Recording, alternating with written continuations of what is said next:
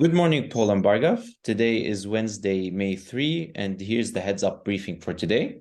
Today we covered in Australasia and the Pacific Islands 4 issues, in North Asia 6 issues, in Southeast Asia 14 issues, and in South Asia we covered 16 issues, along with the major developments in the EMEA region.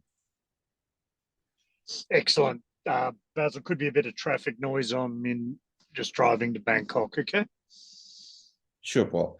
In North Asia, in South Korea, an association of 13 medical groups announced yesterday that doctors and nursing assistants will hold a partial strike today and on May 11, followed by a general strike on May 17. Thank you. In Australia, the government's biggest hydropower project is expected to be delayed for an additional 2 years. The project is called Snowy 2.0 and was initially expected to be finished by 2021. Okay, thanks. In Southeast Asia, in Myanmar, at least 2 soldiers were injured after resistance forces launched an attack on the Mingaladon Air Base headquarters in Yangon yesterday. Okay, thank you. And thanks for providing that extra info yesterday on the locations of the incidents. I appreciated that mapping. Thank you. Sure, Paul. In the Philippines, the country's airspace will be shut down for 6 hours on May 17 to make way for the replacement of the power supply unit of the air traffic management system. The shutdown will be in effect between 12 a.m. and 6 a.m. local time. Okay, thank you. In South Asia, in Bangladesh, the Bangladesh Nationalist Party is planning to hold road marches in different parts of the country. Local and national level BNP leaders will participate in the final phase of this movement. So I would expect more of the localized clashes on ground in Dhaka and rest of the cities in Bangladesh. Awami League has announced general elections next January. So more such rallies and more clashes are expected. The politics on the ground can be quite bitter in Bangladesh. There's demonstrations, I believe, in Thailand this afternoon, is it?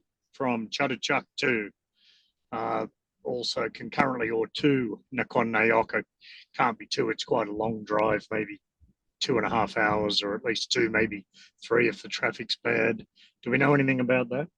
Yes, Paul, you're right. The protest is being scheduled between Central Juvenile Court in Chatuchak district within Bangkok, and they're likely to be held between the courthouse and Ban Prani Juvenile Vocational Training Center in Nakhon Pathom province today. The protesters are demanding judicial reform, and this seems to be part of the wider pro-democracy rally.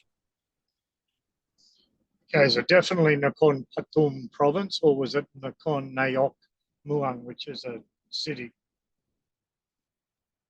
Paul, it is Nakhon Pathom province, according to the information here. I can check and get back to you. Okay, yeah, just drop me a note later by WhatsApp if you would. Thank you. Yes, Paul. Moving over to India, the National Intelligence Agency conducted raids at 14 locations in Jharkhand and in Khagaria, Gaya, and Bihar yesterday. The raids were against the banned Communist Party of India. These are proactive, preemptive raids against the banned Communist Party. It is important to note Communist Party of India, Maoist, which is being targeted in this case, is among the 4 or 5 different factions of the same party. The others being Marxist-Leninist and other communist factions. They have been able to curb their activities in Jharkhand and Bihar, which is their traditional hub. However, they are unable to control their activities in Chhattisgarh and eastern Maharashtra in central India. In the EMEA region, in the United Kingdom, Canadian authorities yesterday issued a terrorism travel warning for the coronation of King Charles III. The coronation will take place at Westminster Abbey on May 6. All right, thank you. Thank you very much. Yeah, sorry, go ahead, Paul. Oh, you go, mate. Thought you were finished. Okay. In Russia, a freight engine train derailed at the Snezhskaya railway station in the Bryansk region yesterday due to an explosion. This comes after several oil facilities procured by the Russian Navy were targeted by a drone in the Crimean Peninsula yesterday as well, on Monday as well. Sorry. Thank you, Bassel. Nothing else from my end. Just look into that incident closely, Basil. I see there's a lot of Danish intel blaming the Russians for parking ships near there and bringing in submarines. It's quite incredible the Western media spin at the moment in line with the State Department messaging that's going out. I mean, they're talking about honing in on China to make sure that there's no assistance of weaponry to Russia. Meanwhile, America, NATO, the entire Western world are sending massive amounts of weaponry to the Ukraine to fight a war that actually Russia invaded only because of the American politicking and failing to look into the Minsk agreement. They clearly set out to start a war, they got a war. Now, I sympathize greatly with the Ukrainians. Perhaps they're a victim of Zelensky's naivety. Perhaps they're a victim of manipulation by America, stupidity by Europe, but an expansion on Russia's border was only ever going to go one way. Merkel made that very, very clear. So it's really relevant now that we look at all of these incidents. We've got to learn from the Western media, because what they're saying is normally not what's occurring, but it's a really good indicator to where American intelligence wants to take the world, and then we can interpolate why. So thank you very much. Hone in on this and start asking, so what does this mean? What do the Western media comments mean?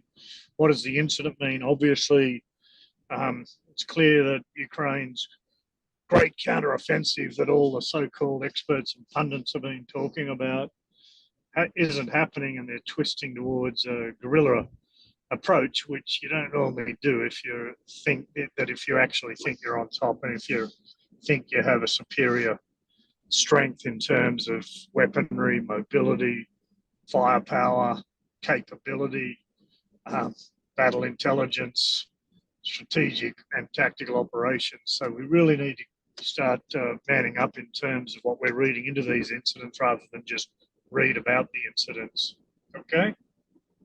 Sure, Paul. We'll look deeper into that. Thank you.